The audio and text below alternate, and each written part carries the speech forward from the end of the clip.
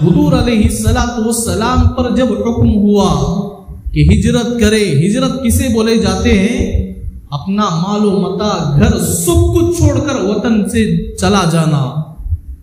ایک بستی سے دوسرے بستی چلا جانا، مکے سے مدینے کی طرف چلا جانا۔ مکے سے مدینہ 430 کلومیٹر ہے، وہاں تک پیدل چلے، 430 کلومیٹر چلے، اور پھر رسول اللہ صلی اللہ علیہ وسلم کو سفر کے مہینے کے آخری عشرے میں آپ کو حکم ہوا کہ آپ بھی ہجرت کریں۔ تو رسول اللہ صلی اللہ علیہ وسلم نے حضرت علی رضی اللہ عنہ کو بلایا اور فرمایا، علی، اللہ نے مجھے ہجرت کا حکم فرمایا ہے، اب میں یہاں سے مدینے کی طرف روانہ ہوتا ہوں، یہ چند لوگوں کے مال ہیں، ان کے پاس واپس امانت کے طور پر ان کو پہنچا دینا اور پہنچا کر مدینے واپس تشریف لے آنا۔ حضرت رسول اللہ صلی اللہ علیہ وسلم نے جب حضرت علی کرم اللہ وجہہ کو فرمایا تو حضرت علی رضی اللہ عنہ نے فرمایا، یا رسول اللہ، اتنی امانتیں آپ کے پاس موجود ہیں اور آپ میرے پاس امانت دے کر دشمنان اسلام آپ کے گھر کے اطراف میں کھڑے ہیں، لوگوں کو معلوم ہو گیا کہ ہجرت اللہ کے نبی صلی اللہ علیہ وسلم کرنے والے ہیں، تو ننگی تلوار لے کر رسول اللہ صلی اللہ علیہ وسلم کے گھر کے اطراف کھڑے ہو گئے کہ آپ کو ہرگز نہ جانے دے، کہ آپ کو ناحق قتل کر دے۔ تو حضور علیہ السلام نے حضرت علی سے فرمایا، علی، اللہ نے حکم دیا ہے ہجرت کا تو میں جا کر رہوں گا، کوئی دشمن مجھ پر حاوی ہونے والا نہیں ہے، کوئی دشمن مجھ پر آنے والا نہیں ہے اور میرا مقابلہ کرنے والا نہیں ہے۔ تو اللہ کے نبی صلی اللہ علیہ وسلم نے حضرت علی کے پاس پورا مال حوالہ کر دیا اور حضرت علی رضی اللہ عنہ سے فرمایا، علی، یہ میرا بستر ہے، تم اس میں رات سو جانا۔ حضرت علی فرماتے ہیں، خدا کی قسم، میں نے بچپن سے موت تک اتنی میٹھی نیند، حالانکہ تلوار، ننگی تلوار لے کر لوگ کھڑے ہوئے ہیں رسول اللہ کے گھر کے باہر، پھر بھی میں ان کے بستر پر سوتا ہوں کہ میں اپنی موت تک اتنی میٹھی نیند نہیں سویا جتنا کہ رسول اللہ کے بستر پر ننگی تلوار کے بیچ میں سویا ہوں۔ اور حضرت علی سے پوچھا گیا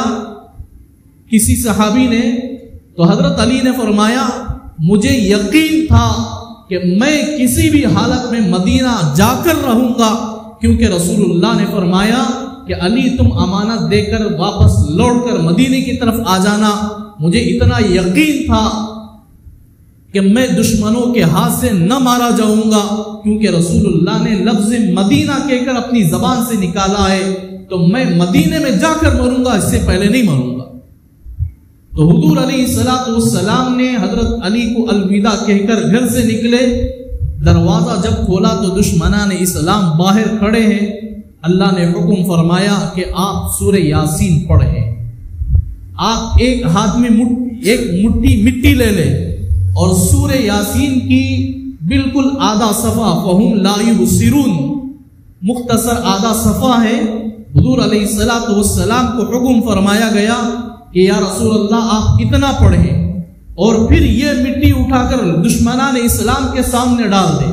اب جب رسول اللہ صلی اللہ علیہ وسلم دروازہ کھولے، دشمنان اسلام کھڑے ہیں، آپ نے اس یاسین کے مختصر سے چند آیات کو پڑھ کر آپ نے اس مٹی کو دشمنان اسلام کے سامنے ڈالا، تو اس مٹی کی اتنی قوت تھی، اللہ نے تیز ہوا چلائی اور اتنی ہوا چلائی کہ لوگوں کے آنکھوں میں وہ دھول اتنا پڑا کہ وہ آنکھ ملتے رہے، ان دشمنوں کے بیچ میں سے رسول اللہ بالکل آسانی کے ساتھ نکل گئے، اور اتنا آسانی کے ساتھ نکلے کہ حضرت ابو بکر صدیق رضی اللہ عنہ کے گھر تک چلے گئے اور حضرت ابو بکر کو وہاں بلائے، اور حضرت ابو بکر رضی اللہ عنہ آئے، فرمایا اللہ کے نبی نے، ابو بکر، اللہ نے ہجرت کا حکم فرمایا ہے اور میرے ساتھ تجھے بھی حکم فرمایا ہے۔ حضرت رسول اللہ صلی اللہ علیہ وسلم نے جب یہ فرمایا تو حضرت ابو بکر صدیق نے اپنی بیٹی حضرت اسما سے کہا کہ بیٹی، اللہ نے مجھے مکے سے مدینے کی طرف ہجرت کرنے کا حکم فرمایا ہے۔ تو حضرت اسما جلدی میں کھانا پکا کر اللہ کے نبی صلی اللہ علیہ وسلم اور حضرت ابو بکر کے لیے حوالہ کی، دینے لگی، اور اس کا منہ بند کرنے کے لیے جو پیالہ تھا، جو لگن تھا، جو چیزیں تھی کھانا پکانے کا، وہ بند کرنے کے لیے کوئی باسن پلیٹ نہیں رہا، برتن نہ رہا۔ تو حضور علیہ الصلوۃ والسلام اپنی آنکھوں سے دیکھتے ہیں حضرت اسماء اپنا دوپٹہ نکال کر اس منہ کو بند کرنے لگے۔ رسول اللہ صلی اللہ علیہ وسلم نے فرمایا، اسماء تیری قربانی بھی کیا عجیب قربانی ہے،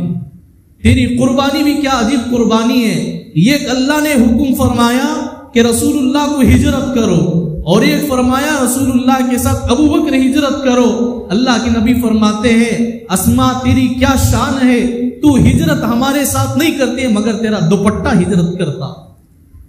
تیرے اوڑھنی ہجرت کرتی ہے۔ اللہ کے نبی صلی اللہ علیہ وسلم کے ساتھ اب وہ ہجرت کرنے لگے۔ تو حضور علیہ الصلوۃ والسلام ابو بکر کے گھر سے نکل گئے،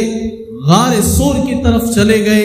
اب اللہ کے نبی علیہ الصلوۃ والسلام جب تک غار سور تک نہیں پہنچے، اللہ نے دشمنان اسلام کی آنکھوں کو ملتے رہنے کو بتا دیا، اور وہ ملتے رہے یہاں تک کہ رسول اللہ صلی اللہ علیہ وسلم حضرت ابو بکر کو لے کر چلے بھی گئے۔ میرے دوستو، یہ اللہ کے دین کے خاطر جب کوئی آدمی قدم اٹھاتا ہے نا، اللہ تعالیٰ اس کے ہر قدم پر رہبری فرماتے۔ روایتوں میں آتا ہے رسول اللہ صلی اللہ علیہ وسلم کی کہ جو آدمی اللہ کے راستے میں قدم اٹھاتا ہے، گھر سے نکلتا ہے، اللہ تعالیٰ اس کے سر سے پورے گناہ اٹھا کر نیچے ڈال دیتے، اور ہر قدم پر اللہ اپنی خاص مدد شامل فرماتے ہیں۔ اللہ تعالیٰ ہمیں ان ہجرتوں کا صلہ نصیب فرمائے، ان کی قربانیوں کا صلہ اللہ ہمیں نصیب فرمائے، اللہ اس کا بہترین بدلہ ہمیں بھی عطا فرمائے، ان ہجرت کا اللہ نقش قدم پر ہمیں بھی چلنے کی توفیق عطا فرمائے۔ وما توفیقی الا باللہ۔